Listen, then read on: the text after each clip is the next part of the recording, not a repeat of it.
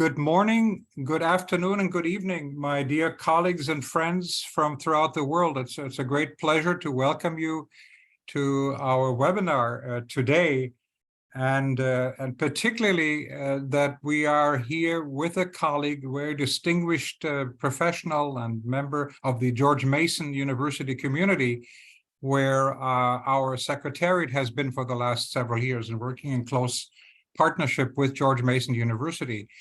So for this particular presentation, there's not only Dr. Leigh McCue, an accomplished associate professor and chair of George Mason University's Department of Mechanical Engineering, and as we've sent to you previously, an incredible, impressive background, and I'm just so really delighted that she is sharing with us this particular session here.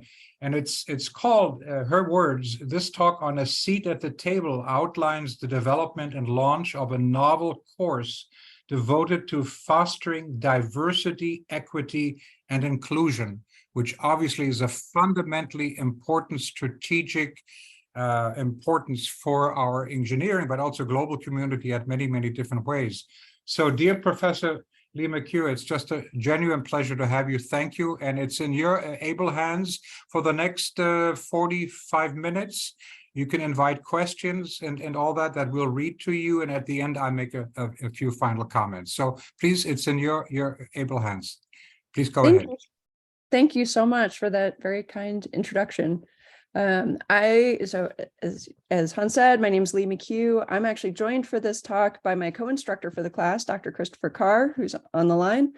And one student from it, Diambi Otete, is on the line, and I believe V. Rostaboya and Sam Athapathu are going to be joining us as well. So our goal here really is to give you some of the driving statistics as to why this class was created, a playbook for how we run this class, so that if you wanted to emulate it at your institutions, you have essentially all the nitty-gritty details, and then give the student perspective so that you can hear what they have to say about what the experience has been like.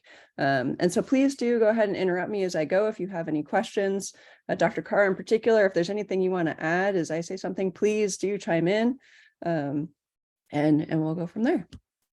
So to kick us off, I want to ground this all in the statistics and what's going on in the United States. I realize this is a very international audience, so I figured it would be useful to at least give the context of the country in which we're operating. And I think the fact that mechanical engineering is typically in the US, the engineering discipline that awards the most bachelor's degrees, I suspect that that's relatively generalizable in a fairly international context because it is such a catch-all degree. It's just a large audience. So mechanical engineering in the United States, from Engineering by the Numbers, so this is 2021 data, there were 34,781 bachelor's degrees awarded in mechanical engineering. So I've got my little arrow pointing to mechanical engineering. When you look at the percentage of bachelor's degrees awarded to underrepresented minorities by discipline, however, mechanical engineering is no longer at the top. We are sort of in the pack at about 17.1% of degrees. And then when you look at mechanical engineering at Mason, so this chart is Mason information specifically. And the reason it starts in fall of 2014 is because that's when our department was founded. So we're a very young department. And so you do see some initial transients. Again, I think since my audience here is largely engineers, you all understand what I'm saying when I say we've got this transient wave at the first few semesters. As we were growing the program, we really rapidly grew from 0 students to 400 students. So you're seeing the demographics reaching steady state. But our department, as of the fall 2022 census, you'll see was about 10% African-American, 19% Asian American, 13% Hispanic or Latino, 42% white, about 6% non-resident alien. So these are the foreign national students who are studying in our department at Mason, 8% 2 or more races. And so you'll see we are doing better than the typical mechanical engineering department. When you look at percentage of bachelor's degrees awarded to women by discipline, mechanical engineering is even worse. This is nationwide, so this is looking at the United States. The nationwide statistic, we have 17.3% of bachelor's degrees in mechanical engineering are going to women, by comparison to, say, environmental engineering, that's well over 50%, or biomedical, that's well over 50%, or even some of our departments that, you know, often do get associated pretty strongly with mechanical engineering, like civil engineering, that's up to 28%. So we have a lot of room for growth nationally when it comes to equity, gender equity and degrees awarded to mechanical engineers. And our department, unfortunately, in this one, we don't have particularly sunshiny statistics to report. We are about 15% female, and that number has been increasing since the department's founding, but increasing very, very slowly. And so largely, since the nationwide numbers are so inequitable, I mean, I hate to even compare to the 17.3% number when 50% of the nation are women. Similarly, you know, bragging about being better than 17.1% of degrees awarded to underrepresented minorities, that's a lousy number to compare to. It's, you know, that's not particularly a good goal. We've been saying that our goal really is to be at least as diverse as the community that we should be serving. And so we're in Northern Virginia, so we compare to Virginia. Virginia is 50.5% female, 20% Black or African American, 3.4% multiracial, and 10.2% Hispanic or Latino. And so Mason Mechanical Engineering, and the reason you see slightly different language in terms of how we're referring to races is because of how Virginia reports its statistics versus how Mason is reporting its statistics. I'm using the specific language of the organization. So Mason Mechanical Engineering is 15.1% female, so a whole lot of room for growth in order to be equitable. 9.8% African American, so there too, a whole lot of room for growth. 7.8% two or more races, and 13.3% Hispanic. So multiracial and Hispanic students were doing better than the average of Virginia, but again, a whole lot of room for growth with African American students and female students. And I'd also note Mason has a relatively large Hispanic population. Mason is on the cusp of being classified as a Hispanic serving institution, which is a designation given to U.S. institutions that reach a certain percentage of Hispanic students on campus. And so in order to have parity with what campus looks like, we have a whole lot of room for growth there as well. So our department developed a broadening participation plan. This is largely inspired by what we saw our colleagues in computer science doing, and they, I believe, were coached to that by Dr. Carr, who's on the line. And so our broadening participation plan, we set goals that we want to increase the percentage of female students enrolled in our department to 33%, Black or African American students enrolled in the department to 20%, Hispanic or Latino students enrolled in the department to 20%, and have those goals by 2030. And then also ensure that the demographics of students successfully completing their degree matches the enrollment demographics of the department. It obviously doesn't do a whole lot of good to get the students in the door if we're not then also graduating them. So this requires continual assessment and actionable steps. Anyone can say we've got these lofty goals, but in order to actually achieve them, we need to make sure that we have a plan for getting there. So in terms of looking at what are this assessment piece of it, we need to look at the data. So one of the bits of data that we're looking at is our retention data. So this is 1 year retention data. Again, our department's only existed since 2014, so you're going to see some transients in this. And first-time students means it's referring to students who begin their college path at Mason. So these are students who are not transfer students in from the community college system. We have that data as well. I'm not going to show that here just because those numbers are even smaller. The like end value for the statistics is even smaller. And so the transients are even more pronounced, and it's harder to get meaningful data out of it just yet. But if we look at our first-time students, so students who originated at Mason, 1 year retention rate for all students is hovering in this like 80 to 90% band. Female students, so this is the next line. I'm just going to add line by line, so you kind of keep your eye on the orange.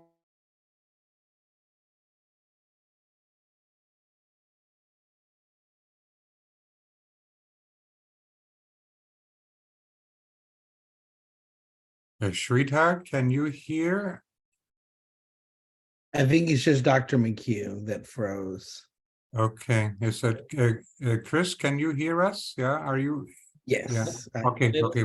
Here, but I think she's back. She's back now. Okay. Wonderful. Wonderful. You Oh. froze. You froze, Professor Dr. McCue. McCue, can you hear? Are you unfrozen? I hear you. I didn't Okay. realize Wonderful. Yeah. It froze for a minute. Please go ahead. Yeah, what was the last thing you heard me say? So I make sure I. It's like you had just said that you were moving to the next slide and to follow the orange line. Okay, so everyone has in their head the orange line is all students. So female students were this gray line. Male students are this yellow line that's largely tracking the average. Asian students is the blue line that has a little bit more oscillation, but again, is sort of oscillating about that average. Black or African American students were doing pretty well on our retention data. Hispanic or Latino students, we've got a trend that is kind of catching my eye that we need to make sure we're not starting to go down a poor retention path. Our 2 or more races students, again, largely tracking that average. White students, largely tracking the average. Minority students, largely tracking the average. And non-minority students as well. But first generation students, this was one that caught my eye. So again, we're comparing to orange is the average across the department. And so that first generation students, I'll re-add that line again. You can see that was pretty consistently below the average. So these are students who are the first college graduate in their family versus non-first generation students, again, are up around the average or above it. And then Pell eligible students, this is another line where we see this kind of light orange is starting to fall. We had some good years here, but again, it's kind of catching my eye as it starts to fall below the average in this most recent year. And again, for context, Pell eligible students, Pell is a form of federal financial aid in the United States for students with significant financial need. So what I'm seeing in this is really a need to focus on retention for our first generation students, so the students who are the first in their family to go to college, and our Pell eligible students, or students with the greatest financial need. When we look at graduation data, and I'll just do a confirmation, you're still hearing me, right? Yes. Okay, good. So this is going to be the same kind of eye chart where we'll add line by line for 5-year graduation rates, again, looking at first-time students, so students who began their college path at Mason. And we've only got a few data sets here, again, since our department's only been around since 2014, and we're talking about a 5-year graduation rate. That means, the 2017 entry point means this is students who just graduated last year. So you see a lot of transients in this. But so all students, we're looking at graduation rates that are in the upper 50 percentile, which has plenty of room for improvement on its own. Female students, with the exception of our sort of initial transient, we're doing pretty well on our graduation rates. Male students, again, doing pretty well on our 5-year graduation rate. Asian students, it's below the average. Black African American students, again, with so few data points, it's hard to come up with a conclusion since we've got this one good year from the 2016 entry point, but fell again in 2017. So this makes me want to pay attention to this. Hispanic or Latino students, largely tracking the average. Our multiracial students, again, there's enough uncertainty there with just a few data points. It's hard to come up with a strong conclusion there. This is white students tracking the average. Minority students, somewhat below the average. Non-minority students, somewhat above the average. First generation students, significantly below the average.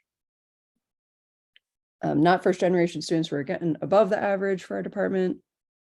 Our Pell eligible students are falling below this average, and our non-Pell students are tracking the average. So again, this is making me want to give particular focus on making sure we're mentoring to graduation our students who are minority students, first generation students, and Pell eligible students.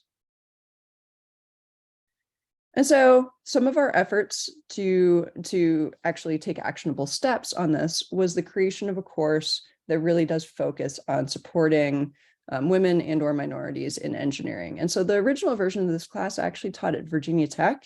It was called AOE 2984 with the title From Mary Read to Sally Ride, Women in Aerospace and Ocean Engineering. It was a 1 credit hour class, taught it twice there.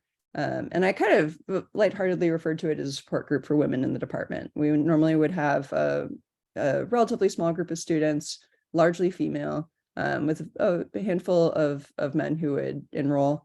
And we would just feature inspirational women. I would task each student with picking a student who they found inspiring. We did it over lunch. Everyone would bring their lunch to the classroom and we would talk about some inspiring woman each day.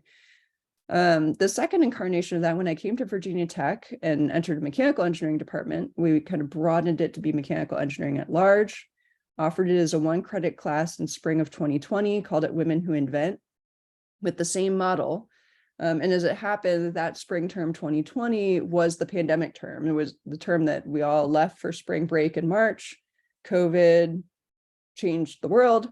And we didn't come back to campus that semester. Essentially, we pivoted to virtual. And so that class, it being a support group for women in the department, it sort of took on a new meaning as we came back post-COVID. And we're doing this pivot and everyone was figuring out their life.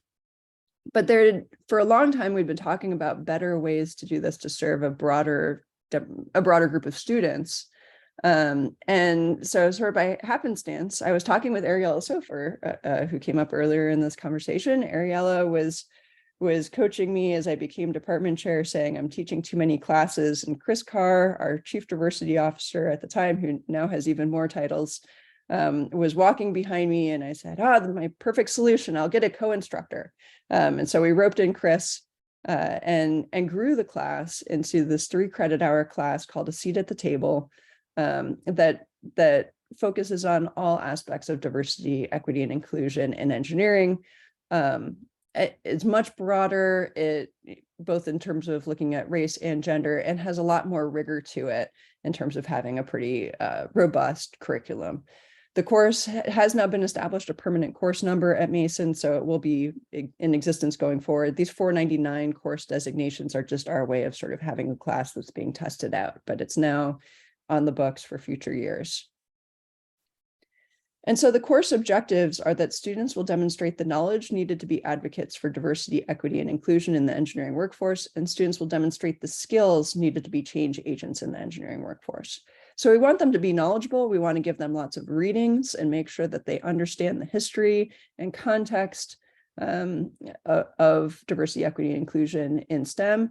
But we also want them to know how they can leverage their technical skills and their advocacy skills to be change agents, should they choose to do so.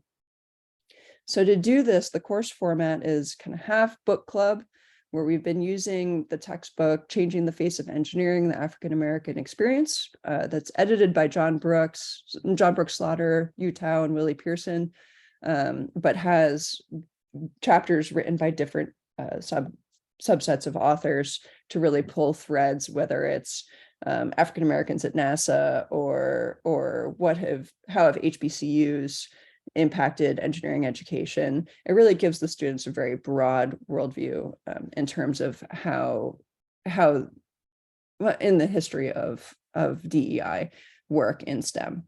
And then we give them additional readings to go with this. We look at National Academies reports. We are going to be reading a chapter from Queering STEM Culture. We've used Rising to the Top, published by this group.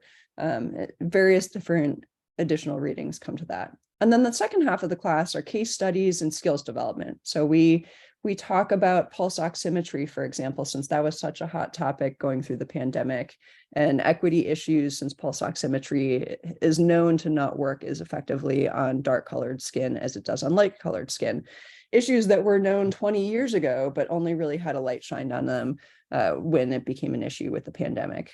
We talk about crash test dummies and how crash test dummies are typically designed to emulate male bodies, not female bodies, and what that means for accident survival rates for women. We've talked about self-driving cars and clinical trials, again, where a lot of these same issues of focus groups that look primarily as white male focus groups, what that means for clinical trials, or how that influences self-driving cars or machine learning algorithms that maybe don't perceive people of color or people wearing skirts or other factors as effectively. And then as part of these skills development, we also delve into how to use storytelling as research. We do an intercultural development inventory, which Dr. Carr leads, the same with the storytelling as research, in order to really make sure that students understand how they can be change agents themselves and better understand themselves. And then the capstone for this is every student does a student project. These projects are entirely student defined.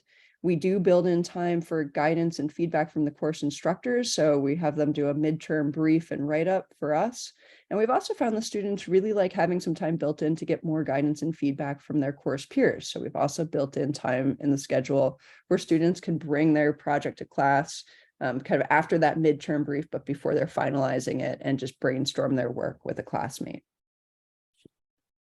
And so from that, I really want to delve into some student experiences and testimonials. So I'm looking to see who we've got on the line right now.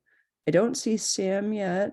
I do see V. So V, I'm going to skip to you, if you don't mind sharing a bit of your experience. Sure. So hello everyone. My name is V. I took this class in spring last year. And ever since then, I've graduated from bachelor's degree in mechanical engineering, and right now I'm a PhD student at Mason.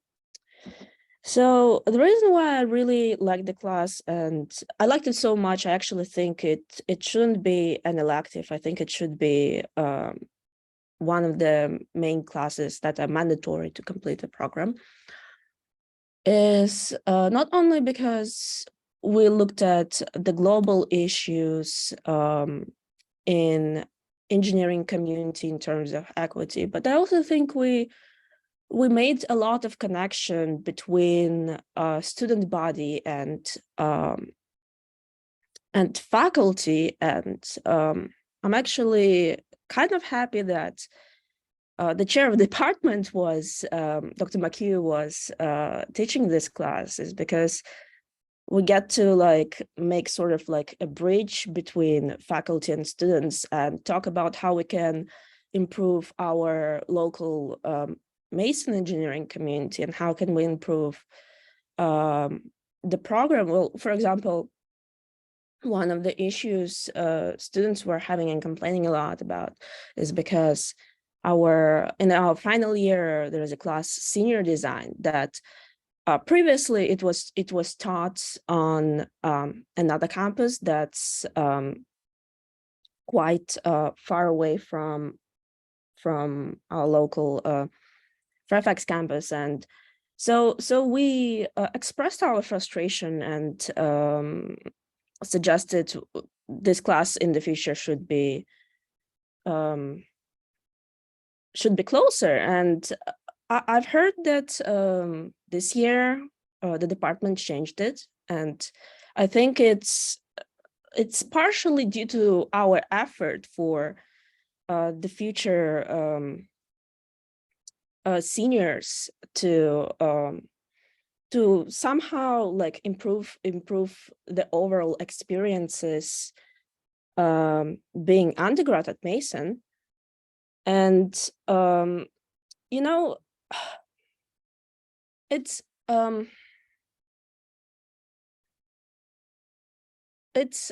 interesting because for the most of the history, the engineering and STEM community in general, it's been very much homogeneous. And I think it's only right now, it's like the very first time our society actually needs to literally learn how to be a diverse engineering community. And that's why this class is so helpful, because we need to learn, you know, we didn't know, as humanity, we didn't know how to do it before. And now all of us, we're learning to live in a diverse world. So yeah. Thank you, V. The next student who I wanted to bring up is Diambi, who I believe is on the line. Are you here? Hi, I'm here.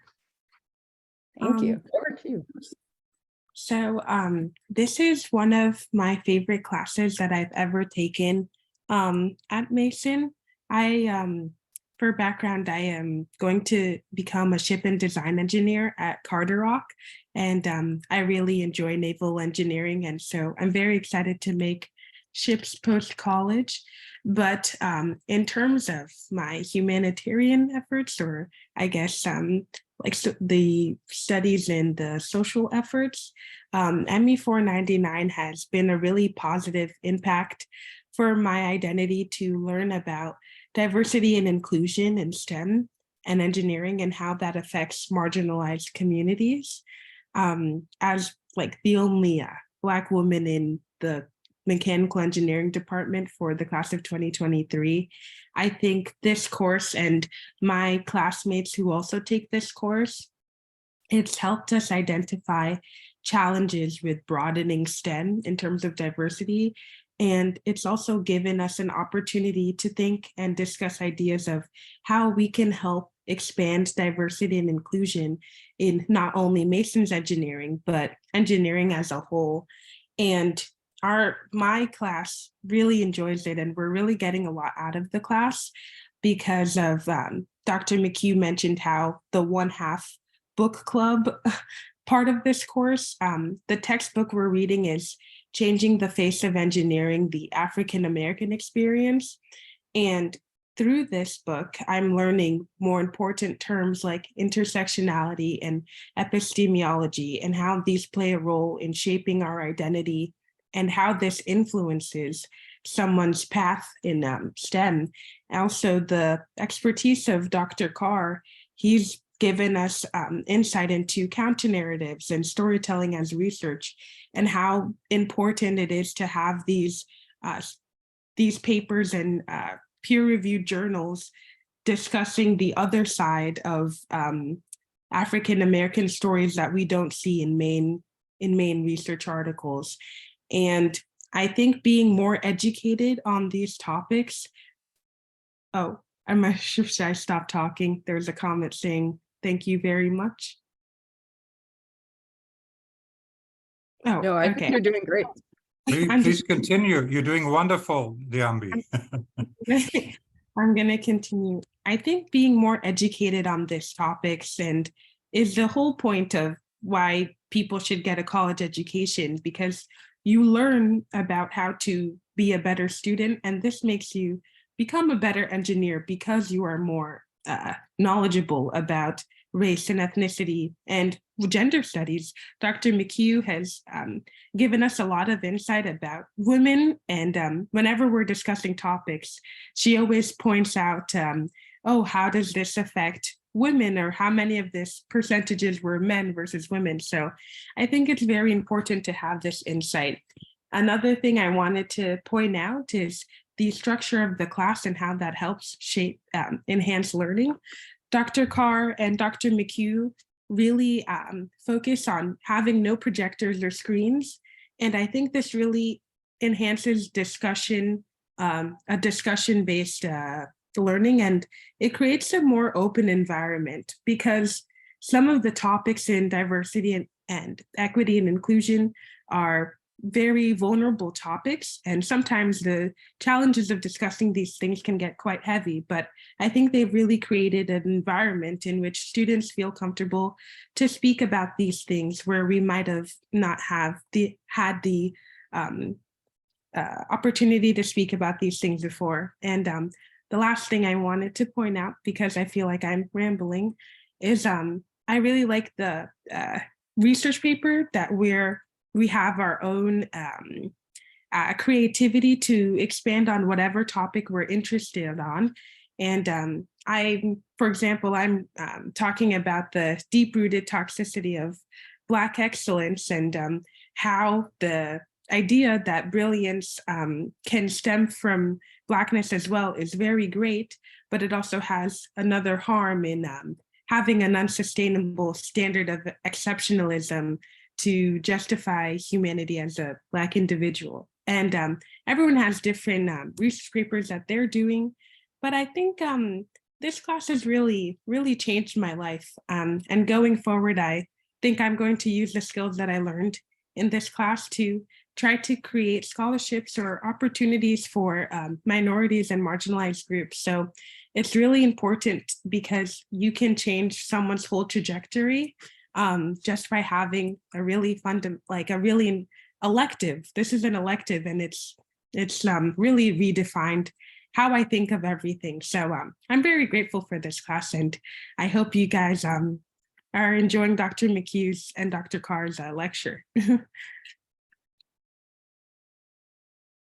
Thank you so much, Diambi. And I think this also helps illustrate the point that I think I speak for Dr. Carr and I both, though obviously Chris chime in as you see fit, that we learn as much from the students as they do us. So everything Diambi just said about the class changing her perspective, and it goes both ways. It really, being able to have these sorts of open and honest conversations with the class truly makes us better educators. I feel like it makes us more empathetic, more understanding of student experiences, and just more dialed into what the needs of our students are, and helps us grow as individuals. I would just add is like it gives the space for continuous improvement as well as like it kind of in real time. So is like being able to provide a forum for our students to be able to speak about the things that are happening that connect to their identities in society, because you bring your whole person to the classroom, right? And so it's like students are able to kind of talk about the current events that are going on and connect it back to their educational pursuits, connect it back to their engineering and computing career plans. And it really allows us as instructors to really be plugged into is like the very modern day experience of the student, which, as Dr. McCue noted, allows us to be able to think about this as educators. How do we reach the students? How do we provide more information in a more digestible format? Because the goal in the end is learning. And so it allows us to make sure that we're focused on the learning outcomes of our students at all times. Thank you for that addition. And I'm just scanning the participants to see if we've got Sam on here. I don't see him on. I just want to pause for a second in case he's logged in with a different account or name.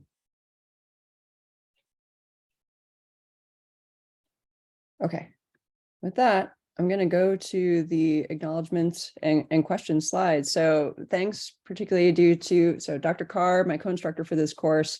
It really wouldn't have been possible to grow this from the 1 credit class to the 3 credit class that it is without his insights and wisdom. I think our backgrounds are very complementary, very different and very complementary.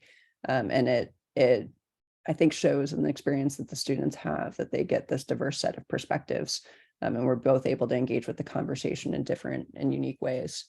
Bev Watford, many of you might have heard that name or know her. She is an amazing woman who runs the Center for the Enhancement of Engineering Diversity at Virginia Tech. Is, I believe, an associate dean there now.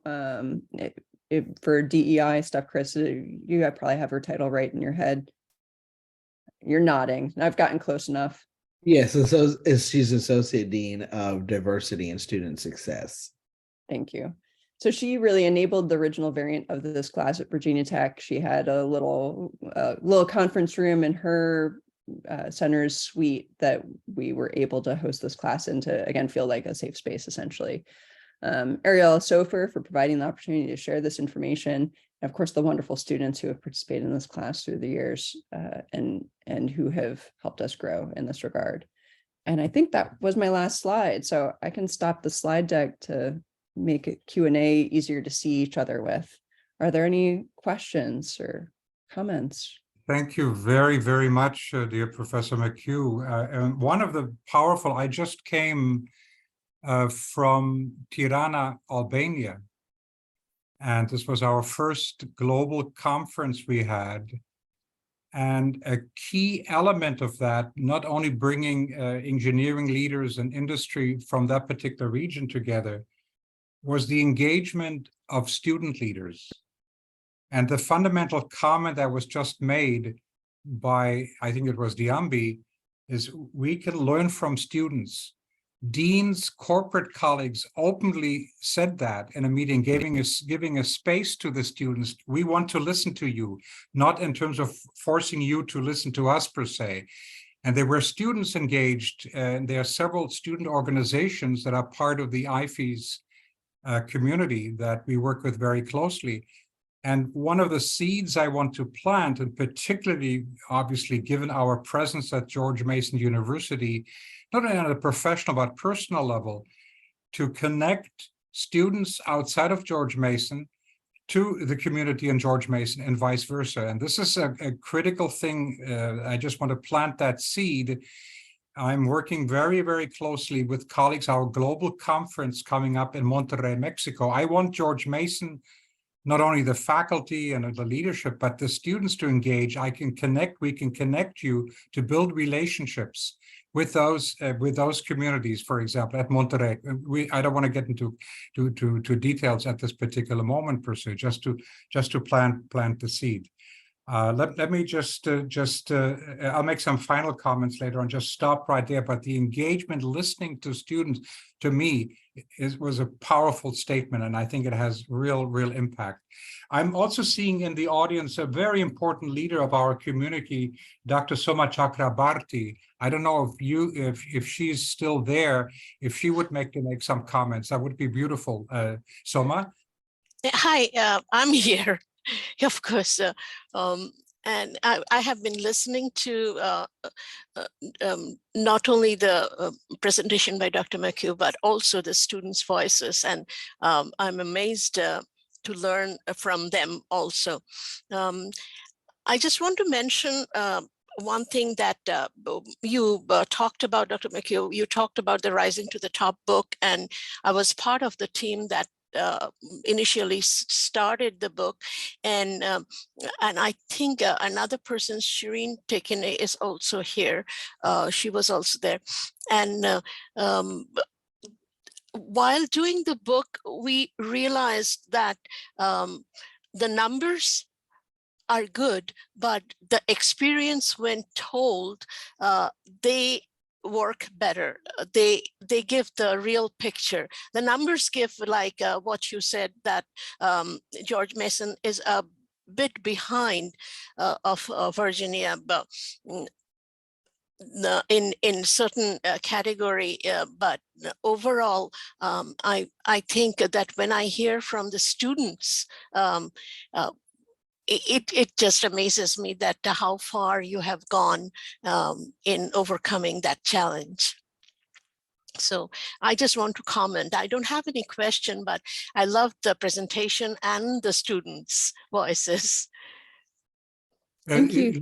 Let me just make a comment, and I know Shireen Tekanai raised her hands in terms of the book series.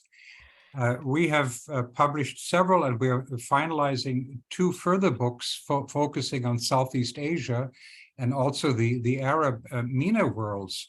But one of the things that came out in exciting discussions just this last week in Albania with the students is to explore also students to join the series of writing this chapter of Rising to the Top per se.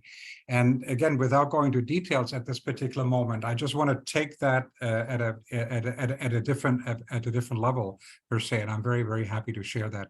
There are several other leaders here that are part, like George Nassar is also here, and Professor Tani from India. If you have any comments per se, do. But Shireen, I know you had raised your hands. Please go ahead. Thank you, Hans. I wanted to thank you all very much for this wonderful webinar. We need more of this, obviously. And I have a quick question. So what is the status of this course at George Mason right now? Because as Diambi so eloquently said, it should be, I think, a mandatory course, part of the curriculum. And is it offered to all engineering students? Is it a mechanical engineering course right now? Yeah, so those are great questions. We have been offering it as cross-listed ME 499 and ENGR 499. So the 499 designation at Mason is sort of a placeholder wildcard course. It does Like let the students special use it- topics, I'm sorry. Exactly, like a special Okay. topics course. The reason we did both the ME and ENGR designations on it was, or two reasons really. One was marketing, so making sure students would find it, because we figure only ME students are looking in the ME catalog versus ENGR might get broader looks. And the second reason is ME 499 is hard-coded that students have to be ME majors and senior standing. ENGR 499 didn't have those requirements. So that way we could bring in underclassmen, we could bring in students from other majors. When we put in the application for the permanent course number for ME 413, we wrote it without those restrictions. So it's open to anybody, and it's open to anybody. We'll still have to address the marketing issue, but it doesn't then have in major or grade level requirements.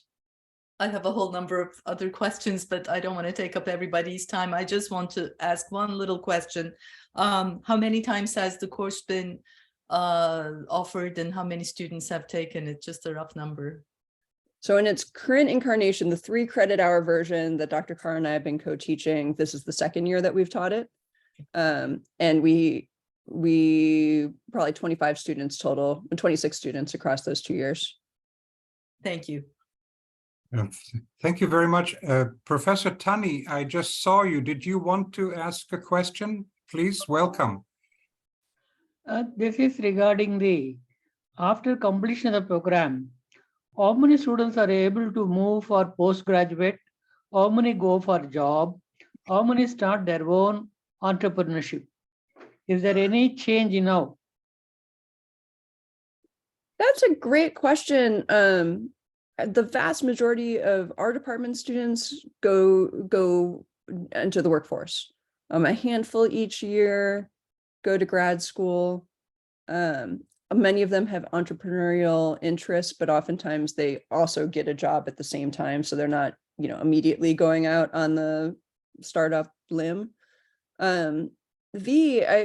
I'm curious to hear your answer to this as well, because you're one of the students who opted for grad school. And I don't know if this class had any role in that decision or not, but if you don't mind giving us a little bit more of your thought process. Well, I don't really think it was the first reason why I went to the grad school right after this class, but it definitely did contribute to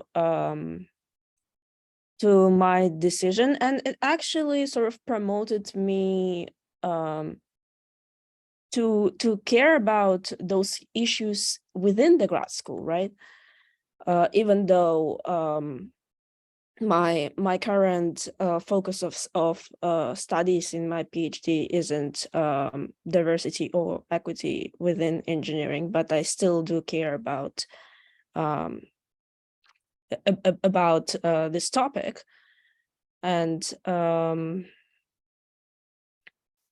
I think actually a part of the class was discussing the pathway into research and into grad school. So, and that's a topic that isn't discussed much within any other more STEM related classes in our program. And I think that was very important for students to consider that they might be part of academia or part of considering the grad school, maybe not right after graduation, but in some time in the future. Yeah, I'm not sure if if that answers the question, but that's something that I thought about. Yeah, no, that's very helpful. And we just as we want to increase diversity in our undergrad programs, and that's what I focused on in this, we want to increase the diversity in our graduate program. So if we're able to make Mason be a welcoming environment for our women and underrepresented minority students, then hopefully that helps promote enrollment in our graduate programs as well. And going back to some of your comments earlier too about really the student-driven content, it was actually funny, just this last class we were talking about the National Society of Black Engineers and how their history is rooted in student leadership. and how they are a great case study for students as their own best advocates. And while we don't yet have data, that's the hope of a future paper that Dr. McCue and I hope to work on. Anecdotally, we do have information that students were able to obtain career opportunities based off of speaking about experiences that they had in this particular course. So a student who took our class last year spoke about how in an interview with a company, they spoke about taking a class like this, and they actually carved out and created essentially a new role within their organization for the student to be able to speak about is like these topics as a career opportunity with the company. So I think that there's definitely benefit to, you kind of speak about the entrepreneurship component. We've really been talking a lot about entrepreneurial mindset within Mason. It was like, and while that might not turn into folks working directly and creating their own startups, but that kind of ingenuity of spirit, that consideration for the curiousness of what their careers could be and what our opportunities within industry, I think has shown up, and we try to spark that in the courses like this one. Oh, thank you very much. I'm very happy to see Professor George Nasser. Please, did you want to ask a question or make a comment? Hello, Hans. I'm very happy to have had the opportunity to join, and I'm very much interested in. Sorry, just. Please tell us where you are located, dear Professor Nasser. Well, I'm currently in Lebanon. I'm in Byblos, Lebanon. So I want to thank you, Dr. McCue, and the students. And I think this this conversation will take more center stage moving forward, especially that the EAC of ABET now is piloting. In their accreditation this year, all programs need to show, the activities in a sense of diversity, equity, and inclusion. And I find this approach here, which is a course, student-driven, and all of this is a very good tool or package that we can build on. And I very much appreciate this. This opportunity to learn more about it. While I understand that one course may not be the solution of all ills here, but it is necessary, and it is something we need to build on and collaborate among different programs in university to find the best way to have a much more balanced distributions in the profession and in our classroom in terms of underrepresented student. And I thank you again. Thank you. Nice seeing you, Hans.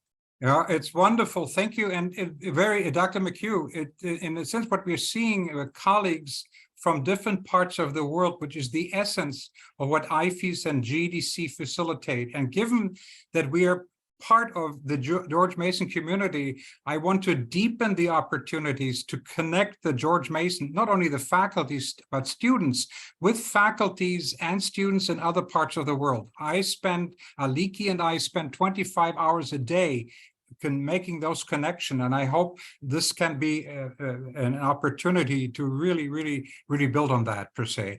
Leigh, I know you had your hands up here. Are you still there?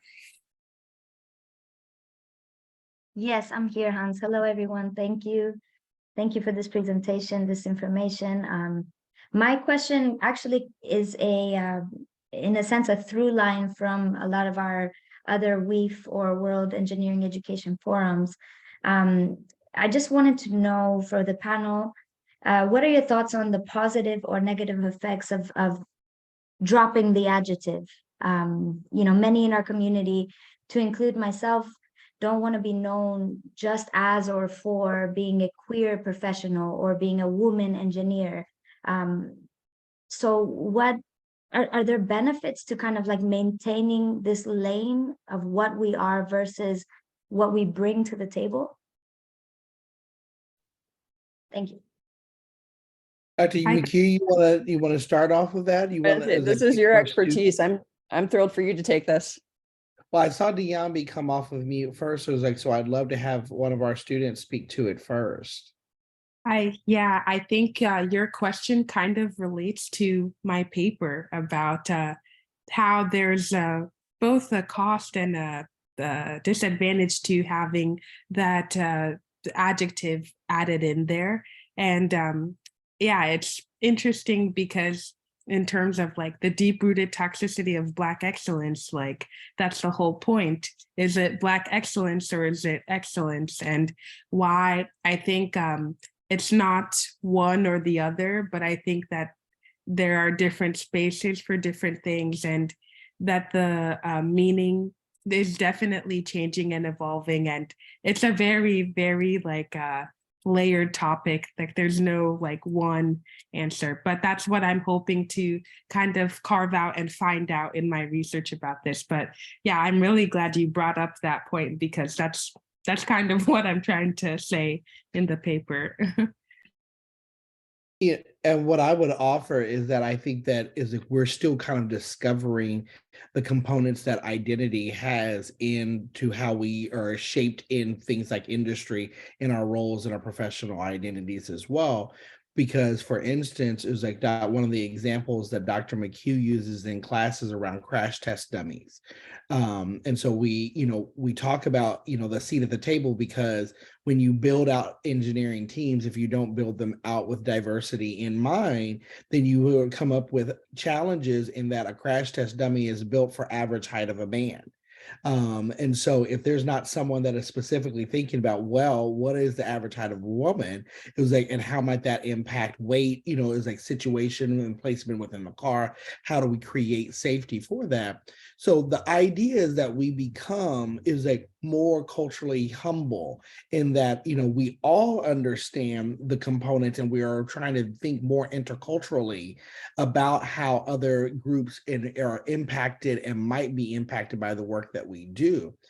I don't think that we're yet there as a society. And so it's like right now we still do need to have is like voices from marginalized groups. It was like, and from groups that is like specifically claim and speak to identity.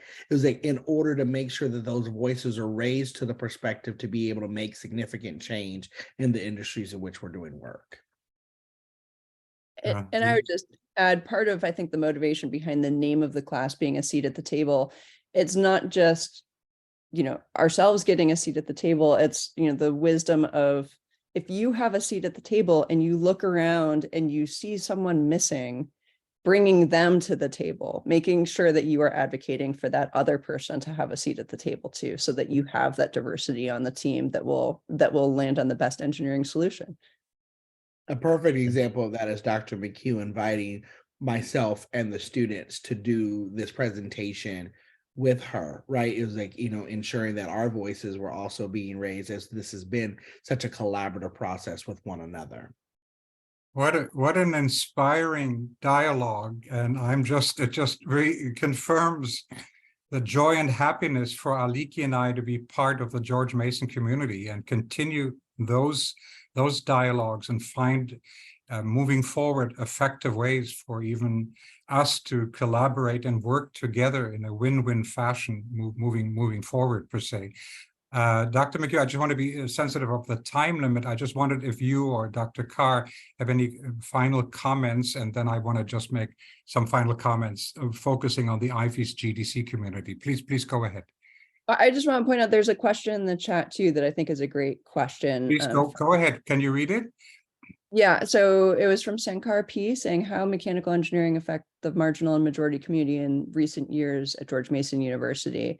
And what I wanted to add there is we have very much been able to make use of the class to discuss current events. So, in the time that this class is run, the war in Ukraine started, there have been all sorts of racial injustice issues that have come out in the news, and the ability to pivot as we walk into the classroom. This happened just a week or so ago, and a student raised their hand and said, you know, I know we're planned to talk about X today, but I really need a space to talk about Y. Can we talk about Y today?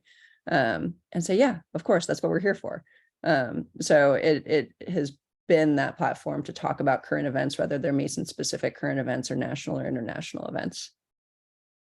And Oh, I think thank you. one of the things that we hope is like will be, you know, noticed about a course like this, about the intentional design of our departments and of really the what we consider to be a pillar of Mason, which is our diversity, is that we're able to help translate is like the importance of diversity, the value of diversity in engineering and computing education to is like the world at large, right? So is like I think that as you know, the mechanical engineering department continues to grow and show leadership on these topics, it might be able where we are able to recruit more diverse students into our master's and PhD program, therefore creating a diverse STEM pipeline of talent, you know, that is really ingrained in believing in, you know, these topics is like as they go into the classroom, as they go into leadership.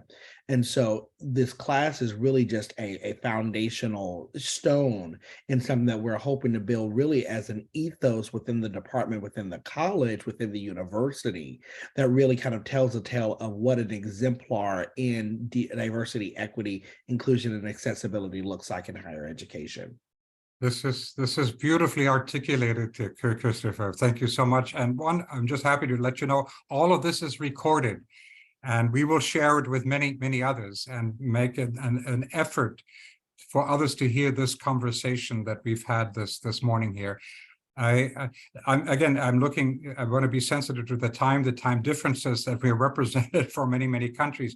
Let me just switch for just a minute per se, and those because we have several both GEDC and IFEES members and friends, and of course hopefully some new ones. I've mentioned very briefly, we just had our first regional conference in a part of Europe. I'm from Berlin, Germany, but very ignorant of Albania and the Balkans. And for us to open our world, not only in terms of deans and professors, but the students and corporate and government officials, opens up our community. And I hope to make some of those connections also for the George Mason University, which is a separate conversation. I'm pleased we helped form the Asian Engineering Council, and we'll be meeting after quite some time in Hong Kong, bringing together our Asian colleagues per se. I'm very excited. I'm working with several colleagues.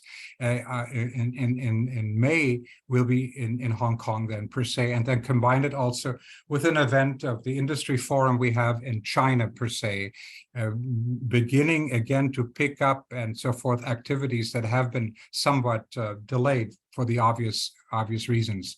The webinar series is a powerful tool for the IFEES GEDC community, and I'm delighted that this is a wonderful, thoughtful example. We'll be hosting some activity during the Baltimore June conference of the ASCE. We're all closely connected to that, and I want to see you, I want to see students, without going to details at this particular moment. And then the really important thing also, I really want to find ways for the George Mason community, and you, Dr. McCue, Dr. Carr, and the students and all that, to join our global community in Monterrey Tech in October. Let's find ways to engage you. I know there are financial implications and all that, but in some of the issues here, we can make direct connections of individuals that would love to work with the George Mason community. Let me just plant that seed. Let's follow up. And with that, I really want to thank you for this wonderful, very unique and creative space that you have created today. Thank you kindly. Peace be with you, and let us stay in touch, my dear friends. Thank you. Bye-bye.